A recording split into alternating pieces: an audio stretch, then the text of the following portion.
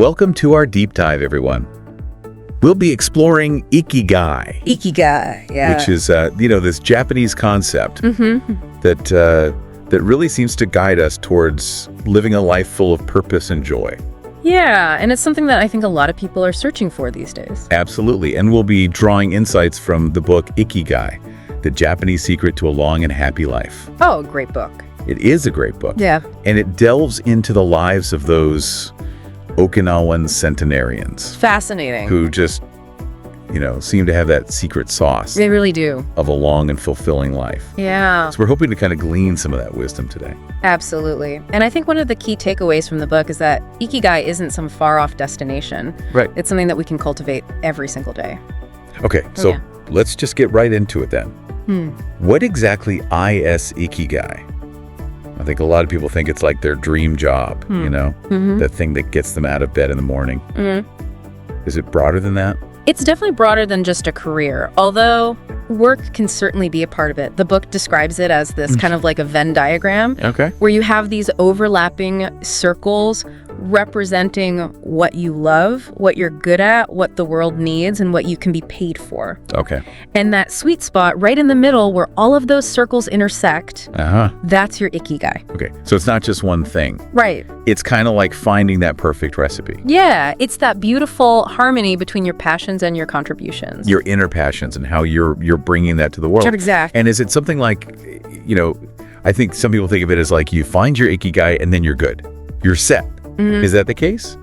Or is it more of a constantly evolving thing? I love that you brought that up. It's not a static destination. Okay. It's a journey. And it's about continuously exploring and refining that understanding of what brings you joy and purpose. So it's less about finding it and more about cultivating it. Exactly. Cultivating it throughout your life. Okay, so it's a practice. It is. Not a destination. Absolutely. Okay. Now, one of the things that the book digs into is the lives of these Okinawan centenarians. Yes. And one of the things that they highlight is this practice of hara hachibu. Does that ring a bell? Oh, absolutely. It's the 80% rule of eating. Okay. Tell me more about that. So basically, it's this idea of stopping eating when you feel about 80% full. Okay. And it's so ingrained in their culture. Interesting. And they believe that it plays a significant role in their longevity. So it's not just about what you eat, but how you eat. Precisely. It's about mindfulness. That's really interesting. Even when it comes to food. Yeah. And it makes you wonder, what other kind of daily habits that they have that contribute to this long and healthy life. Absolutely. And the book also dives into their diet, which is full of nutrient-rich foods, lots of vegetables, fruits, oily fish, things that are known for their health benefits. So very different from a lot of, the processed foods that we find in a lot of modern diets. Absolutely. It's a more natural whole foods approach. Right. In the book, they actually highlight a story of a 101-year-old Okinawan woman. Oh, I love that story. Who attributes her long life to a plant-based diet and a love of dance. Yeah, that's Ikigai in action right there. That's a great example. It's not just about living a long time. It's about living a vibrant life. Living a vibrant life, exactly. Full of joy. And, that makes me think about the concept of flow. Oh, have you ever experienced that? Many times. Flow is that feeling of being completely absorbed in what you're doing, where time just seems to melt away. It's like you're in the zone. Exactly. And you're completely present and engaged. I find that I get that a lot when I'm working on creative projects. Yes. When I'm really into it. It's a wonderful feeling. And I just lose track of time. And it's interesting because that concept of flow is closely linked to Ikigai. Okay, how so? Well, when you're in a state of flow, you're fully immersed in what you're doing. And that sense of purpose and joy that comes with it. That's a key element of Ikigai. So finding activities that lead you to that flow state can help you get closer to your Ikigai. Exactly. It's a pathway to discovering what truly lights you up. So how do we achieve that more? Are there any specific strategies we can use in our daily lives to tap into that flow state more often? The book highlights a few key strategies. One is choosing tasks that challenge us but not overwhelm us. Okay. So it's about finding that sweet spot. Yes. That balance between being engaged and being frustrated. So pushing yourself, but not too hard. Exactly. Another important strategy is minimizing distractions. Okay. So you're saying, like, put away your phone, turn off notifications. Yes. Create a space where you can really focus on the task at hand. So it's about being intentional about creating that environment. Absolutely. Where you can focus. And setting clear objectives can also be helpful. Okay, so having a goal in mind. Exactly. Having a roadmap. Okay, so challenge yourself, minimize distractions, have a goal in mind. Those are some great starting points. Great. Yeah. Now we talked about flow, and how it can kind of lead us to ikigai. Yeah. But what about those times when life just throws us a curveball? Yeah. Yes. Life is full of challenges. How does ikigai help us navigate those tougher times? That's where the concept of resilience comes in. And the book delves into some really interesting practices that can help us build resilience. Okay, I'm all ears. Well, one of the things they emphasize is the importance of mindfulness practices. Okay. Things like meditation and breathing exercises as powerful tools for calming the mind and enhancing our emotional resilience. So it's about finding that inner peace even when things are chaotic around us. Exactly. It's about creating that space within ourselves I like that. where we can find stillness and clarity. So even just taking a few minutes, each day to do some deep breathing or meditation can really make a difference. Absolutely. Every little bit counts. Yeah. This makes me think of some Japanese cultural philosophy. Oh, yeah. Like what? Yeah, like wabi-sabi. Yes. The beauty of imperfection. Exactly. Yeah. And ichigo ichige. Cherishing each moment as unique. Yeah. It's amazing how these tie into the concept of ikigai. They really do. They remind us that it's not about striving for some unattainable ideal of perfection. Right. It's about appreciating the present moment, accepting life's transient nature, and finding joy in the simple things. I love that. It's a shift in perspective. It is. From focusing on what we lack to appreciating what we have.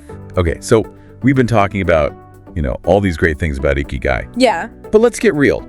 Life isn't always sunshine and rainbows. That's true. We face setbacks and disappointments. So how does ikigai help us navigate those times when things just aren't going our way? That's where resilience comes in. Oh. And even more so, anti-fragility. Anti-fragility. Yeah, have you heard of that term? I have, but I'm not sure I fully grasp it. Well, it's a term coined by Nassim Nicholas Taleb. Okay. And it goes beyond resilience. Resilience is about bouncing back from challenges. Anti-fragility is about actually benefiting from stress and disorder. So it's like getting stronger because of the challenges you face. Exactly. It's like a superpower. Okay. But how do we cultivate that superpower? Where do we even begin? The book outlines a 3-step approach. Okay, let's hear it. First, create redundancies in your life. Redundancies. Yes. Don't rely on just one source of income or one skill set. Okay. Diversify your interests, your skills, your social networks. So spread the risk. Exactly. Yeah. Don't put all your eggs in one basket. Makes sense. Okay. Okay, what's the second step? Balance conservative bets with small risks. So play it safe in some areas, but step outside your comfort zone in others. Precisely. Find that balance between stability and growth. Okay. And the third step? Elimination. Elimination. Yes. Identify the things in your life that make you fragile. Yeah. The habits, the relationships, the situations that drain your energy and hold you back. Got it. And then work on eliminating or at least minimizing them. So it's about decluttering your life. Exactly. Creating space for the things that truly matter. Things that align with your ikigai. Precisely. The things that bring you joy and fulfillment. Wow, this is all so insightful. It is a fascinating topic. It really is. We've covered so much ground already. You have. But before we move on to the next part of our deep dive, Okay. I want to pause and just reflect on what we've learned so far. Sounds good. What are some of the key takeaways that are resonating with you? I think for me, it's the realization that ikigai isn't this one-time thing. Like you find it and then that's it. It's a journey. It is. It's a constant exploration and refinement. I agree. And it's not just about finding a job we love. Right. It's about infusing every aspect of our lives with intention and purpose. From our daily routine to our relationships to our creative pursuits. Exactly. It's about living a life that feels both meaningful and fulfilling. And I think that's a great place to leave our listeners for now. I agree. So I want to pose a question to you, dear listener. Okay. What activities make you lose track of time? What are those moments when you feel completely absorbed and energized? Think about those experiences. Because they hold valuable clues to your own unique ikigai. Absolutely. And we'll be back in the next part of our deep dive Yes. to explore even more practical strategies and inspiring examples. Wait. of how to cultivate Ikigai and live a life brimming with purpose and joy. Stay tuned! Welcome back to our exploration of Ikigai. You know, we left off talking about flow. Yeah. And how powerful that state can be. Absolutely. But I think a lot of people think of flow as like those big moments. You know, when you're working on some big project. Yeah. And you just get lost in it. Right. But the book actually introduces this really interesting idea of microflow. Oh, I love that concept. Tell me more about that. What is microflow? So microflow is essentially finding those little pockets of flow in everyday activities. Okay, so it's not just about those grand moments of inspiration. Yeah. Right. It's about finding those like little nuggets of joy. Exactly. In the everyday mundane things. So even like, you know, making your bed in the morning. Yeah. Or cooking dinner. Or having a conversation. Absolutely. If you approach these tasks with intention and focus, you can actually experience those little bursts of flow. That's so cool. So it's about shifting our perspective. It is. And seeing those opportunities for flow, even in those like, you know, what we might consider mundane tasks. Exactly. And when we start to see those opportunities, our whole life can start to feel more fulfilling. It's like a mindset shift. It is. It's about finding the extraordinary in the ordinary. I like that. And, you know, this whole idea of microflow, it actually reminds me of another concept that the book talks about, which is the power of rituals. Yes. Rituals are such a powerful tool. And I think when people hear the word rituals, they might think of something very formal or elaborate. Yeah. But really, when we're talking about rituals in the context of Ikigai, it's more about those simple everyday practices. Exactly. Like making your bed every morning or taking a few minutes to meditate before you start your day. Or, you know, having a cup of tea in a certain way. Exactly. It's about creating these little anchors in your day that help you feel more grounded and connected. And those rituals don't have to be complicated. At all. It's more about the intention behind them. Exactly. It's about being present and mindful in those moments. And it's interesting because the book connects these individual rituals to a sense of community. Yes. And social connection is a huge part of Ikigai. Right. They talk about the Okinawan centenarians and their strong social bonds and this concept of moai. Moai, yeah. These are essentially groups of friends and neighbors who support each other throughout their lives. It's like having a built-in support system. Exactly. And it gives them a sense of belonging and purpose. It's a reminder that we're not meant to go through life alone. We thrive in community. And it's not just about socializing. Right. These moai often have a shared purpose. Like helping each other with work projects. Or pooling their resources. Or just gathering to share meals and stories. So it's about working together and contributing to something larger than themselves. Exactly. And, you know, that brings us to another key element of Ikigai, which is the connection between our individual purpose. Yes. And our contribution to the world. Our work. Okay? Because for a lot of people, work feels like just that work. It can feel like a grind. A means to an end, not necessarily something that brings them joy. Right. And I think that's where a lot of people get stuck. So how do we change that? How do we find work that feels more aligned with our Ikigai? Well, the book encourages us to reframe our perspective on work. Instead of seeing it as just a job, see it as an opportunity to express your talents and make a meaningful contribution. Okay, so it's about finding that intersection between our skills and passions and the needs of the world. Exactly. And is it something that we just stumble upon? Or is it something that we have to actively seek out? I think it's a little bit of both. Sometimes we stumble upon it, but I think it's also important to be proactive, to explore our interests, develop our skills, and seek out opportunities that resonate with our values. So it's an ongoing journey. It is. Of self-discovery. Absolutely. And exploration. And what's interesting is that our Ikigai can evolve over time. Right. What might have felt like a good fit 5 years ago might not feel right anymore. Exactly. We change, our interests change, our priorities change. So it's about being adaptable. Yes.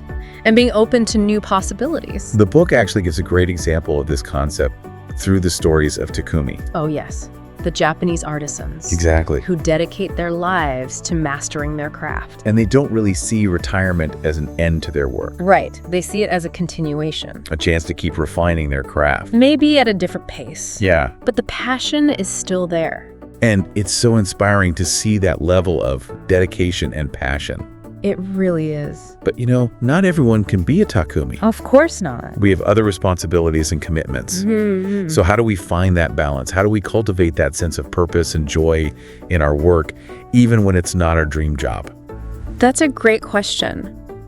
And I think it's important to remember that Ikigai isn't about finding the perfect job. Okay. It's about finding those moments of joy and purpose in whatever we're doing.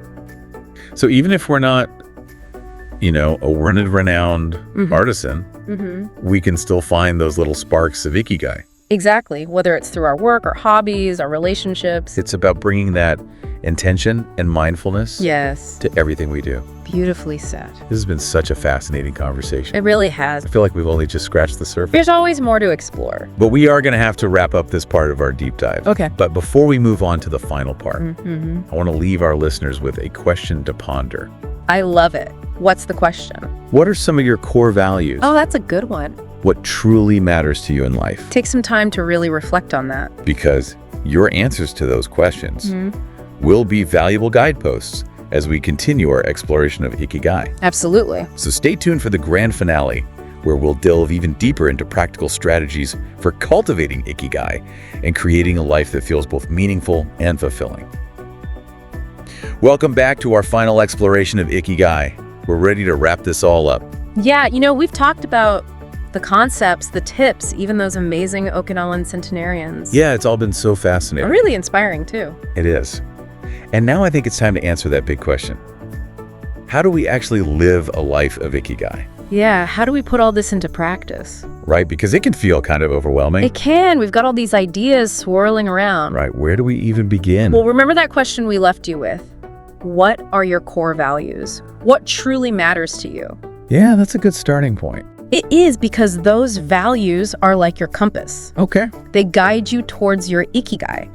They help you make choices that are aligned with what's truly important to you. And the book actually connects those values to the 4 key elements of Ikigai. Right. Passion, mission, vocation, and profession. Okay, let's break those down. Passion, that's like the fire in your belly, right? Exactly. It's what gets you excited. Yeah. What you do, even if no one was watching or paying you. What you do just for the pure joy of it. Exactly. Okay. And mission, what's that all about? Mission is about your contribution to the world. What impact do you want to make? Like, what's your unique purpose? Exact. Okay, so we've got passion and mission. What about vocation? Vocation is where your skills and talents naturally shine. It's something that comes easily to you. Yeah, what you're good at. Yeah. What you might even do for free because you enjoy it so much. Okay. And lastly, profession. Profession is how you bring it all together. So it's how you take your passion, your mission, your vocation, and turn it into something that supports your life. Right, and allows you to share your gifts with the world. So it's not just about getting any job to pay the bills. It's about finding a way to align your work with your Ikigai. It's about finding that sweet spot where it doesn't even feel like work anymore. Exactly, because it's an expression of who you are and what you love.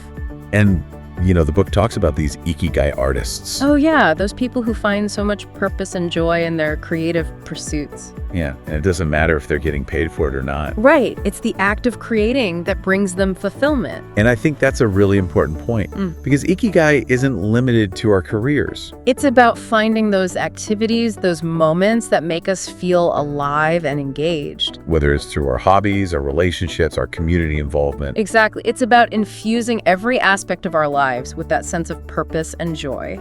So how do we actually do that? It still feels kind of big and abstract. Yeah, it can. So the book suggests starting with self-reflection. Okay, so take some time to really think about those big questions. Exactly. What are your passions? What are your values? What are you good at? What kind of impact do you want to make? And don't be afraid to really dig deep. Yeah, journal, meditate, talk to people you trust. Explore those questions from all angles. And remember, there's no right or wrong answer. It's about figuring out what truly resonates with you. Yeah, and don't be afraid to experiment either. So try new things. Yeah. Step outside your comfort zone. See what sparks your interest. You might be surprised at what you discover about yourself. And your Ikigai might not reveal itself overnight. It's a journey, not a destination. Exactly. So be patient with yourself. And stay curious. And one thing we haven't talked about as much is resilience. Ah, yes. Because, let's face it, life isn't always easy. Right. There will be challenges, setbacks, disappointments. And that's where resilience comes in. It's that ability to bounce back from adversity. To keep going even when things get tough. Exactly. And the book takes it a step further with this concept of anti-fragility. Yeah, remind us what that means again. So resilience is about bouncing back, but anti-fragility is about actually getting stronger because of the challenges you face. Okay, so how do we cultivate that? How do we become anti-fragile? The book gives a few suggestions. Diversify your income streams. Don't put all your eggs in one basket. Okay, spread the risk. Exactly. And take calculated risks. So step outside your comfort zone, but be smart about it. Right. And the third suggestion is to eliminate things that make you fragile. So like bad habits or toxic relationships. Exactly. Anything that drains your energy and holds you back. So it's a combination of being prepared, being bold, and being mindful of what's not serving you. Exactly. And remember, building resilience and anti-fragility is a continuous process. It's a mindset shift. Yeah, it's about embracing challenges as opportunities for growth. Instead of seeing them as failures. Exactly. And I think that's a really powerful message to end on. It is. Finding and living your ikigai isn't about achieving some perfect state of happiness or success.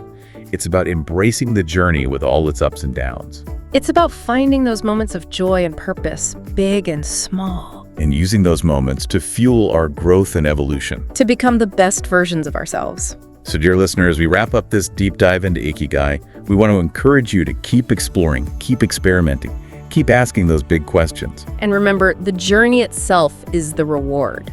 It's in the seeking, the discovering, the becoming that we truly find our Ikigai. Thank you for joining us on this exploration. We hope you leave feeling inspired to create a life that is truly your own. A life filled with purpose, joy, and that unwavering pursuit of your unique reason for being.